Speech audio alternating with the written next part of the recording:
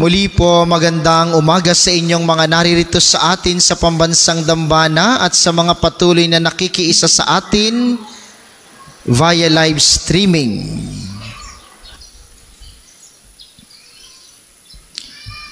Paano ka magiging saksi ni Kristo? Paanong ang buhay mo ay magiging saksi at patotoo kay Kristo? Mga minamahal, ngayon pong ika-6 na linggo sa karaniwang panahon, ang huling linggo bago pumasok sa bagong panahon sa simbahan, ang Kwaresma. Ngayon pong Miyerkules ay simula na ng Kwaresma, ang 40 araw na paghahanda para sa mga banal na araw. Ito yung 40 days bago ang banal na Triduo, bago ang pagpapakasakit, pagkamatay at muling pagkabuhay ni Kristo.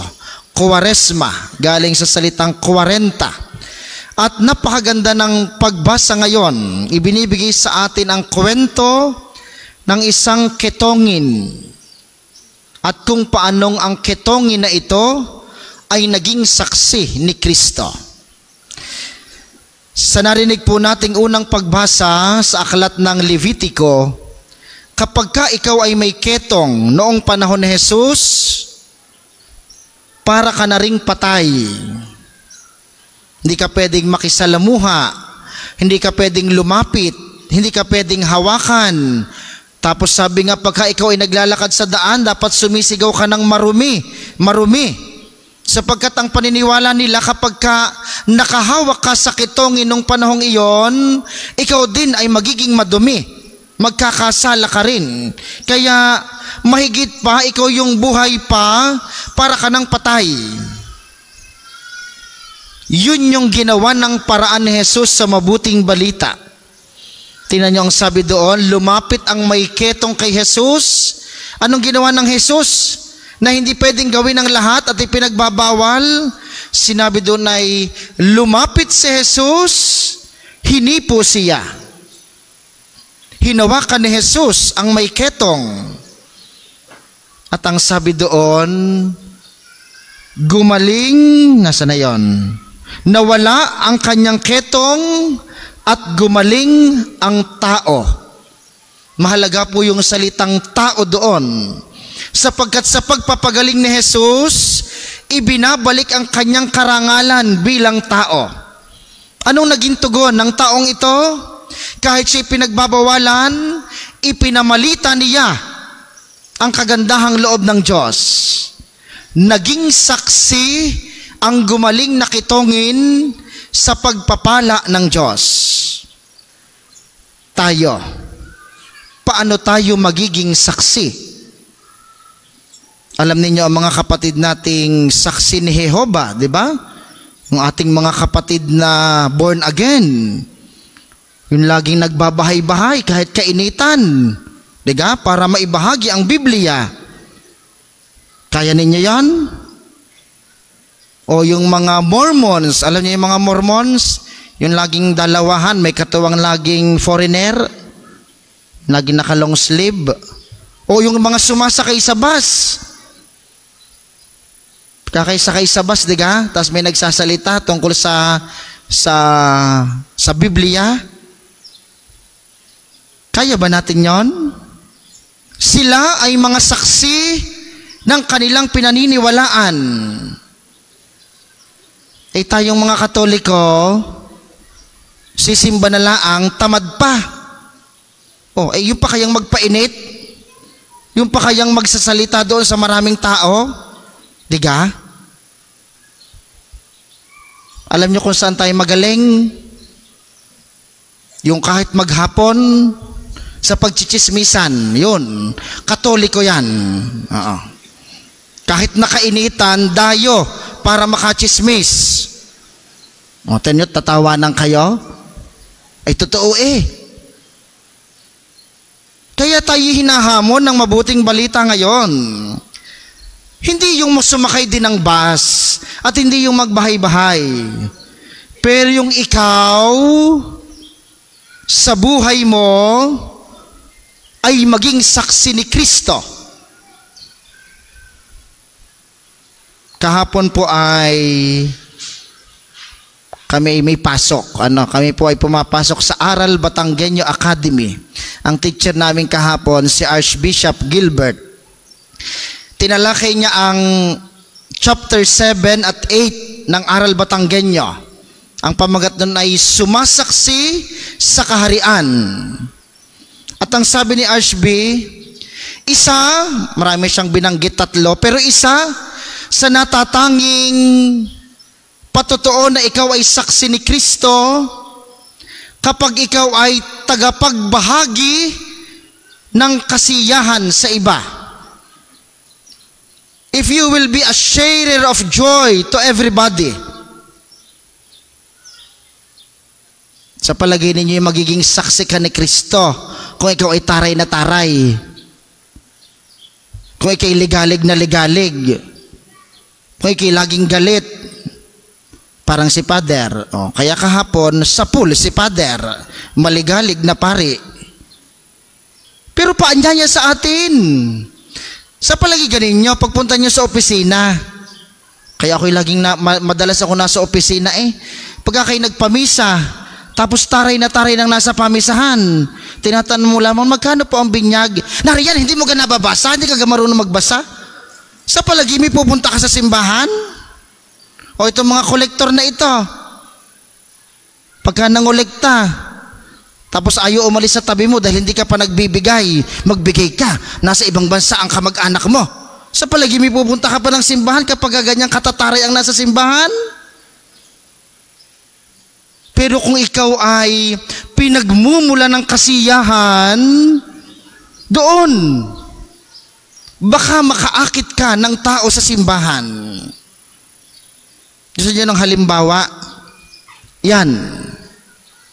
Sa palagay ba ninyo, nung siya'y napapako sa krus, siya ba'y tawa-kitawa? Nakita ng krus na halakak na si Kristo? Wala.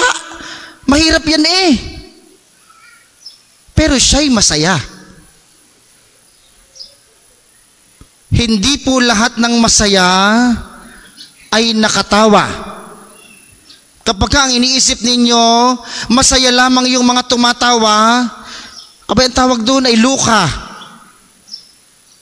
Sapagkat pwede kang may problema, pero masaya ka. Pwede kang may sakit, pero masaya ka. Pwede kang maraming alalahanin, marami kang utang, marami kang bayarin, pero masaya ka. Sapagkat ang kasiyahan ay galing kay Kristong nagmamahal. Yung kitongin, tinan nyo nung lumapit siya kay Kristo. Sabi ba niya kay Kristo ay, Panginoon, pagalingin niyo po ako. Ang sabi niya kay Kristo, Panginoon, kung ibig po ninyo, mapagagaling ninyo ako.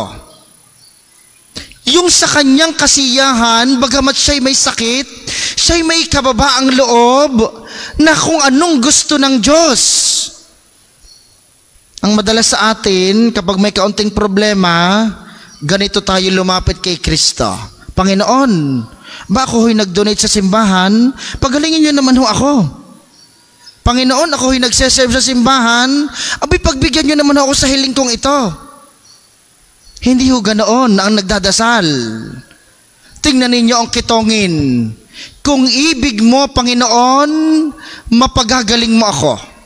Yun yung tao na sa kabila ng paghihirap at sakit, may kasiyahang taglay sa kanyang kalooban sapagkat tanggap niya kung anong mayroon siya.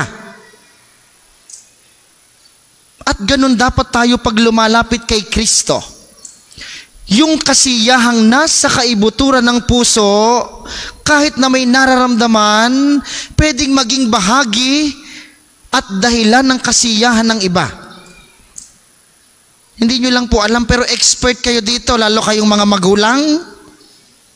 Tingnan ninyo, kayong mga nanay, kahit alam ninyong wala na kayong makakain at kakaunti na, bakit pilit kayong mangungutang para magluto? At hindi nyo ipapakita sa inyong mga anak na kayo nahihirapan.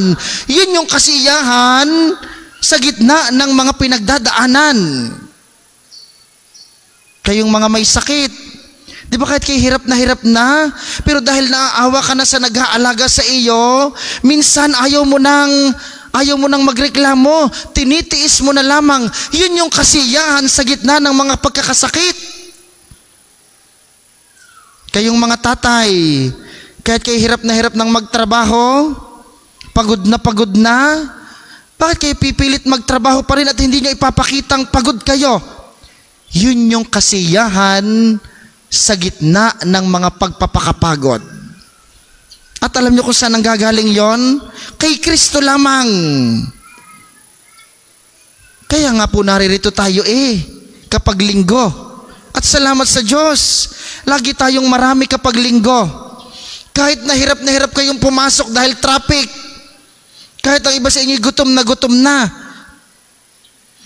kahit ang tingin nyo sa akin yun ay kalderetang baboy na dahil, Father, bilisan mo at magtatanghalian na. Pero naririto tayo? Dahil gusto nating tumanggap ng kasiyahan mula kay Kristo para maibahagi sa iba. Yun lamang po. At sa lahat ng karamdamang meron ka, kapag panatag ang kalooban mo, kahit na may problema, pwede kang maging masaya. Kaya nga, di ba, kahit ikay problemado rin, ang iyong kaibigang pumupunta sa iyo para maghinga ng sama ng loob, bakit mo pinipilit na pakinggan? Bakit mo pinipilit na kausapin? Sapagkat pwede ka ring magbahagi ng kasiyahan kahit sa kabila ng iyong mga pinagdadaanan. Yun ang pagiging saksi kay Kristo. Kaya nga po habang tumatanda tayo, bawasan ninyo ang pagsimangot. Nabanggit ko na sa inyo dati ito. Pag sa pangit ninyong tingnan kapag nakasimangot kayo sa kabaong, akala ninyo may magagawang pa ng paraan diyan?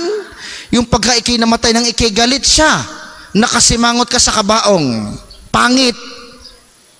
Habang tumatanda, unti-unting maging masayahin. Lawakan ang pangunawa. Hindi yung habang tumatanda, lalong lumiligalig. Mamamatay ka ng maaga pagka ganyan ka. Unti-unti, dapat napapatulad tayo kay Kristo. Kahit may hirap, nakapagbibigay ng saya. At yun ang hiling natin sa banal na misang ito. Habang inaalala natin ang napakaraming may sakit o kahit ang ating mga kanya-kanyang sakit, hindi lamang naman physical Ang iba sa atin na may sakit sa damdamin, may sakit sa isipan, may sakit sa kalooban. Lahat ng sakit na ito, idulog ninyo at ialay kay Kristo sa tulong ng mahal na Birhen ng Lourdes upang sa kabila ng ating pinagdadaanang ito, maging mga saksi pa rin tayo ni Kristo. Yung may kakayahan na magbahagi ng kasiyahan sa ibang tao. Kahit kaunti lang, kaunting pagbibigay, unti-unting pag-unawa, unti-unting pagpapakabait, unti-unting pagtulong, unti-unting pagmamahal. At ito po ang hilingin natin kay Kristo na ating tatanggapin sa banal na komunyon. Mamaya ibulong niyo po sa Kanya, Panginoon, bahaginan mo po ako ng kasiyahang galing sa iyo upang sa kabila ng aking paghihirap, problema, sakit at pinagdadaanan, ako po'y maging saksi din ng iyong pagmamahal, yung may kakayahang magkaloob ng kaligayahan sa mga taong aking nakakasalamuha araw-araw.